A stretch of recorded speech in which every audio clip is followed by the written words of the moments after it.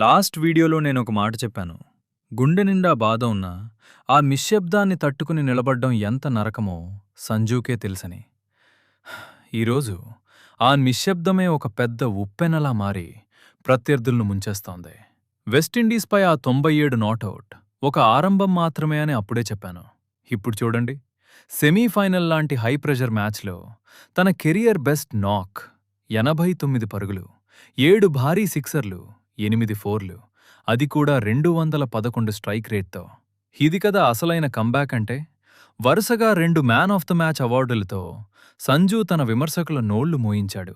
ఇక ఆదివారం అహ్మదాబాద్ స్టేడియం. దేశమంతా ఒకటే నామం జపిస్తోంది, సంజూ సంజూ. న్యూజిలాండ్తో జరిగే ఆ ఫైనల్ పోరులో సంజూ విశ్వరూపం చూడాలని, మనందరి కల అయిన ఆ వరల్డ్ కప్ని తను ముద్దాడాలని కోరుకుందాం. ఛాన్స్ రానప్పుడు ఏడ్వడం కాదు, వచ్చిన ఒక్క అవకాశాన్ని చరిత్రగా మార్చడమే అసలైన ఆట అని సంజూ నిరూపించాడు.